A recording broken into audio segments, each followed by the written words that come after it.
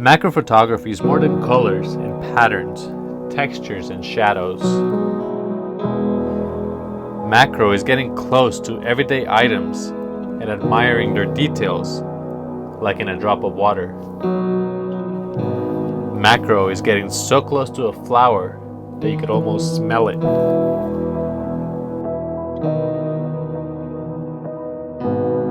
We're staring at the eye of a bee on a scale you'd never seen before. Macro photography is about finding a world within a world, focusing on those details that we miss in our fast-paced lives. Macro photography is an art form. In this video, I'm going to introduce you to that art.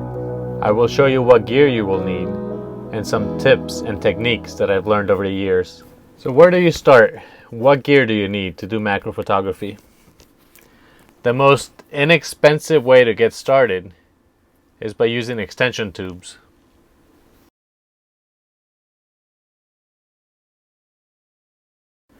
Depending on what brand you choose, the price will vary, but extension tubes usually run anywhere from $30 to $100.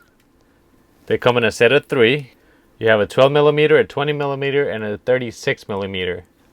They work by extending the distance between your camera sensor and the rear element of your lens. This allows your lens to focus much closer than what it was designed for. The other option out there is to buy a dedicated macro lens. And just like with the extension tubes, the price will vary depending on the brand and quality of your lens.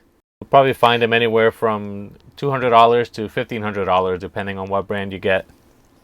Macro lenses are built specifically to reduce the minimum focusing distance. You see, every lens has a minimum focal distance. The 70-200 lens right here has a minimal focal distance of 1.2 meters. That's just about 4 feet. This macro lens, it's a 180mm lens, has a minimum focus distance of 0.48 of a meter, which is just about 1.5 feet. That distance is not measured from the front element of your lens. That's measured from the camera sensor. And if you look right here, you'll see the little symbol right there on the camera. That is marking precisely where that sensor is located inside your camera. So you can measure out and know exactly where the focal point is. By putting the extension tubes on my 70-200 lens, I can get very similar results as the dedicated macro lens. By adding all 3 extension tubes, I can focus at a minimum distance of just about 1.5 feet, same as a macro lens. The downside of the extension tubes is that you might notice a slight decrease in quality of your images. They tend to be a little bit softer and less sharp, and maybe a little bit of distortion on the edges. But if you keep your pictures simple, keeping your subject in the center, blur the background and the foreground, you most likely won't be able to notice the difference. Let's go outside and try this out.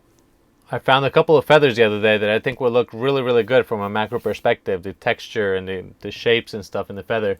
I'm going to use my iPad as a background to create a high contrast image on a reflected surface. I think that will look really cool. Another thing you're going to need is a nice steady tripod. Most macro lenses are not image stabilized, and hand holding with low light at this length is very difficult to do. So a nice tripod will save you a lot of time and frustration. Let's go take some pictures.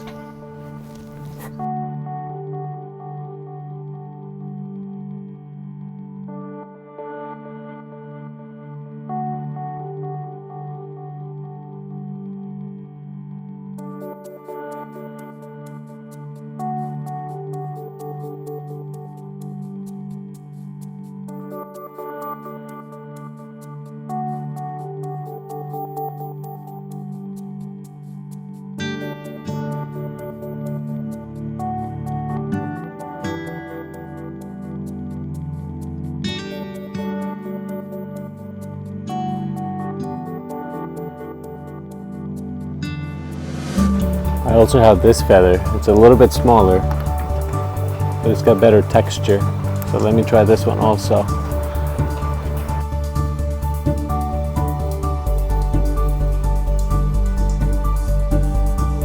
I finished with the 70-200, and now I'm going to show you how the macro lens does on its own.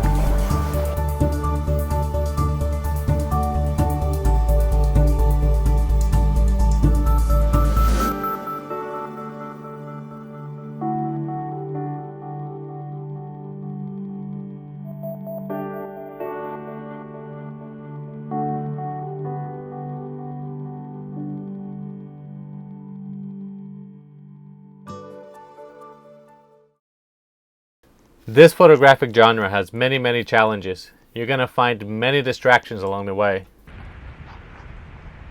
Hey! Aside from that distraction, you might find sometimes that you'll get some highlights in the background or foreground that distract from the main subject. Moving around and finding the right angle can help you composition and save your images. You will also find dust and fingerprints and dirt and hair that belongs to the neighbor's cat that somehow ends up right in the middle of your image. It sometimes doesn't matter how much you clean and prepare. When you zoom in and blow up those pictures at 100% at full scale, you'll see things that you can't see with the naked eye. Don't get discouraged, it happens to everybody. Focusing on a live insect or animal has its own set of challenges because when you're using a macro lens, your focal plane is reduced significantly. So if you're hand holding or shooting something that's moving, you're going to miss the focus. It's very hard for the camera to keep that focus as your subject is moving, even a leaf that's blowing in the wind. One suggestion I have is to use your speed burst in your camera. Take 3 to 5 shots and hopefully one of them will be in focus. I took some test shots with different lenses.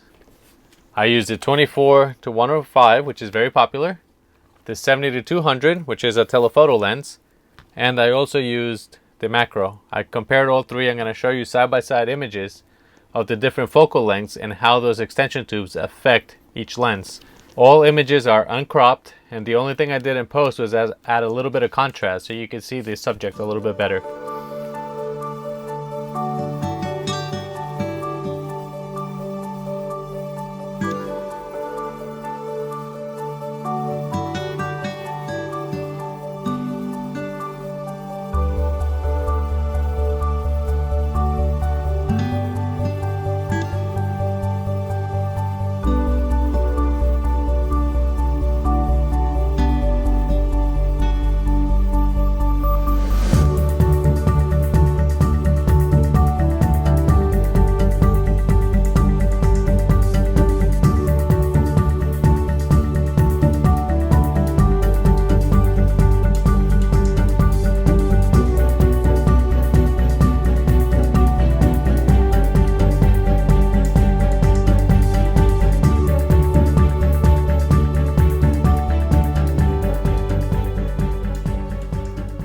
There is a slight decrease in quality when using the extension tubes, but unless you're looking at images side by side, pixel peeping, and actively looking for these defects, you probably won't notice, and given the price difference, I don't know if it matters or not. That's up to you.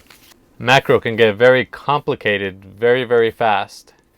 Lighting, tripods with sliders, different lenses, different techniques, it can be overwhelming. For the purpose of this video, I kept it short. This is an introduction to macro, and I'm only using the basics.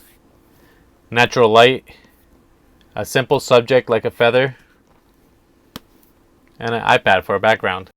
The point is to enjoy yourself. No matter what you do, the point is to have a good time and enjoy yourself, to learn something, to practice. Keep it simple, keep it light. The next challenge of macro is about aperture. What aperture do you choose? How much blur do you want in the foreground or background? Where do you focus? So one thing that's very popular with macro photographers is focus stacking. When you use a smaller aperture like f14 or f16, your subject is going to be nice and crisp, but your background and foreground are going to be more dominant also. If I use a wide open aperture like an f2.8 or a 3.5, my subject is going to be soft. Only a very small piece of that subject is going to be sharp. The rest is going to just go away in the blur. In focus stacking, you can take 5 to 50 pictures of that same subject at a wide aperture, focusing on very minute increments in different sections of your main subject. These will keep your background blurred, but your subject tack sharp. Once you get all those images, you bring them into Photoshop or any other editing software that you have, and you stack all the images together. And most of them do it automatically. They align the images and do everything for you. With this technique, it's a little bit more complicated, but you can get that sharpness and that focus where you want it, and that blur where you want it, which adds a whole nother level of confusion. How much blur do you want? Where do you want the blur to be? What aspect of the picture you want to be sharp? But that's part of the art. That's left to each individual photographer. Each picture has a different feeling and different emotion that photographer wants to convey. So it's up to the photographer to choose where he wants that focus. What's the feeling behind the image? What's he trying to share? That's it. That's all I have for you today. I believe we covered a lot of ground in this video, and we only touched on macro. Let me know in the comments if you want to see more about this subject. We can do another video on water, refraction, reflections, and get a little bit more in depth with techniques in macro photography. That's it. Thank you very much for watching. I hope you enjoyed this video. If you did, click on that like button, please. Please share it with anybody that might benefit from this. And please subscribe if you haven't. I'll leave you with some pictures, some macro photography I've taken over the years. And that's it. We'll see you next time. Bye.